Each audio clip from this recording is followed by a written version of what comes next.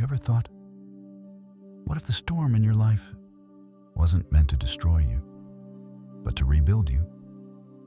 There's a man who lost everything, his wife, his job, his home, and just when he was ready to jump, something strange happened. A child he'd never met held out a broken umbrella and said, "You can stand under mine." Sounds small, but that moment saved his life. So let me ask you, what if the storm you're cursing right now is the very thing carrying you to where you were always meant to be? His name was Ethan. Once he wore suits, had an office with glass walls, smiled in boardrooms, signed contracts that made headlines. But now, he was wet, cold, alone, sitting under a bridge, with nothing but the clothes on his back and the sound of rain filling the silence. His wife had died of cancer. Slowly, painfully, his job cut. Budget issues, they said. His home gone. The bank didn't care about grief or unemployment. Ethan was not a man anymore. He was a shadow of who he used to be. That night, he stood up, walked toward the edge, looked down at the river. Would anyone notice if I just disappeared?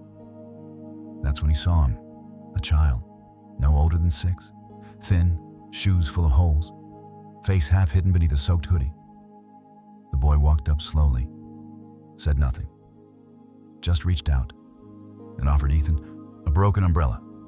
One side was torn, the handle taped with string. It didn't even cover half his body, but it was something. Ethan blinked, shivered, looked at the boy, and the boy smiled. No words, just eyes that held the weight of the world and the warmth of something divine. Ethan didn't know why, but he followed. The boy walked through puddles, down alleys, past dumpsters, until they reached a small soup shelter. Warm lights, hot broth, old men snoring in chairs, a woman humming while washing cups. The boy pointed, then disappeared. Ethan stepped inside, and for the first time in months, he exhaled. That night, he ate soup with trembling hands. Someone offered him socks. Someone else asked his name. No one judged. No one stared. That night, Ethan slept on a mat, on a floor, but it felt like heaven. Days passed. He stayed, washed dishes, swept floors, spoke little. Then one afternoon, an old monk arrived, thin, smiling, eyes like still water. He didn't preach, didn't force. He just told stories of letting go, of suffering, of karma and compassion. Ethan listened. Every week, he waited for the monk. He asked questions, deep ones. Why do good people suffer? What's the point of pain? How do you forgive life itself? The monk never gave answers, only silence, and sometimes a parable. Ethan began to change. He stopped blaming, stopped clinging. He started watching the world, the way rain fell without fear, the way flowers bloomed without permission, the way everything just flowed. And for the first time in years, he forgave, not just the world, but himself. He began guiding new arrivals, the angry, the lost, the broken. People started calling him teacher. He laughed at that. I'm just someone who drowned once and learned how to breathe underwater. Years passed. Ethan found work, simple but honest. He never went back to boardrooms, never wore suits again. But he wore peace. One stormy evening, he passed the bridge again. Same rain, same shadows. And there, he saw him, a man, wet, shaking, staring at the river, just like he had. Ethan paused, then slowly opened his bag and pulled out an old, broken umbrella, still torn, still taped. He walked over, placed it in the man's hands, and whispered, all storms come to break you? Why do storms come into our lives? Are they punishments or invitations to break us or to wake us? The Buddha taught that suffering does not arise by chance. It comes from something within us, not from fate, not from the gods, but from attachment. Attachment to how things should be, attachment to people, positions, possessions. And when we hold too tightly to the illusion of control, life has a way of teaching us to let go. Ethan's fall was not a failure. It was a karmic unraveling, not a punishment, a purification. He had built his life on external validation, success, status, stability. But when the foundation cracked, what remained? Nothing, except pain. Yet it was through that pain that he found the path. In Buddhist wisdom, storms represent impermanence. Everything rises, everything falls. Even sorrow, even joy, even you.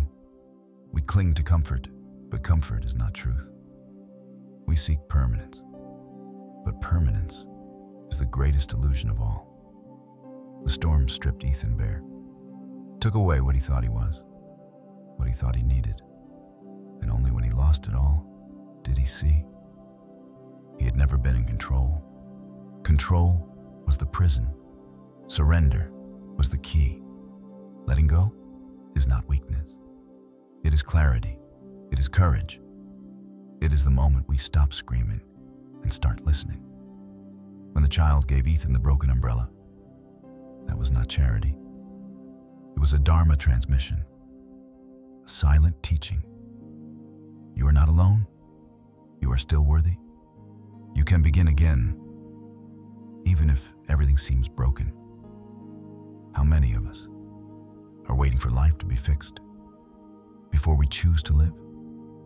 But the Buddha reminds us, you only lose what you cling to. Let that sink in. The tighter you hold, the faster it slips away. But when you open your hands, you may finally receive. The storm was not there to destroy Ethan. It was there to dissolve everything false, so that the real Ethan could emerge. Not the businessman, not the husband, not the man society applauded, but the soul who had learned compassion through collapse, who had met himself in the silence of suffering. And now, what about you? What storm are you going through? And more importantly, what is it trying to teach you? Is it showing you where you're still holding on? Still trying to control what cannot be held? Is it asking you to soften, to listen, to trust? Ask yourself, am I letting this storm shape me? Or am I still trying to fight the rain? You don't need to win every battle. You need to awaken, like Ethan did, under the bridge, with nothing to give, except presence. And sometimes, that's all the universe asks of us, to stop running, to stop grasping, and simply to stand in the rain with open arms. Because some storms don't come to end your story. They come to wash away everything that is not you. You've heard Ethan's story, but what about yours? Maybe you're not sleeping under a bridge. Maybe no one sees your pain. But deep down, you know, you're in a storm of your own. A breakup, a loss, a silence that won't end. Storms are personal. No two are the same, but they all whisper the same truth. We are not in control. We try to hold it together. We pretend we're okay. We smile when we want to scream, but inside, we're drowning in questions. Why me? How did this happen? Will I ever be okay again? Pause. Breathe. Now ask yourself, what is your storm trying to show you? Is it asking you to let go of someone, of an expectation, of a version of you that no longer fits? What healing are you afraid of? What lesson are you resisting Because sometimes pain lingers, not because it wants to hurt you, but because it's the only way the soul knows how to speak. So here's what I ask of you. Be brave. In the comments below, name your storm. Not to be dramatic, not to seek pity, but to set it free. Because when you name it, you claim it. And when you claim it, you can change your story. Let go of the illusion of control. Let go of the version of yourself that's built only to survive. Come home to stillness. Come home to the breath. Come home to the present. You are not broken. You are being shaped. You're not lost. You're being rerouted. The Buddha said, just as a candle cannot burn without fire, men cannot live without a spiritual life. And that spiritual life often begins in the darkest storm. So the next time you feel it coming, the chaos, the fear, the crashing waves, don't run. Stand still, close your eyes, feel your feet on the earth, and whisper to yourself, this too is shaping me.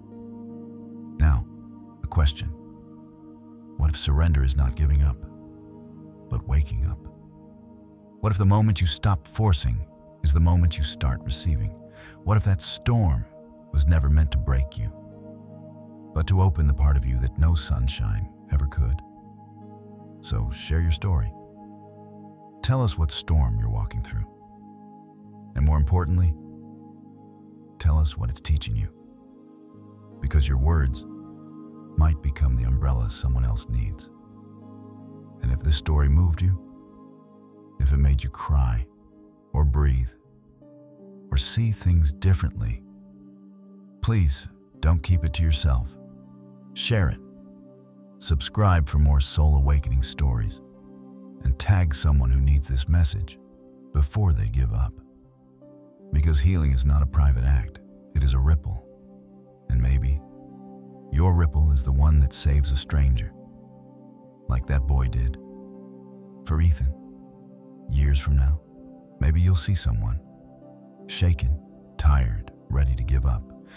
And maybe then, you'll reach into your bag and hand them your broken umbrella, not to fix them, but to say, you're not alone, because not all storms come to break you. Some storms come to reveal the strongest parts of you that were waiting to rise.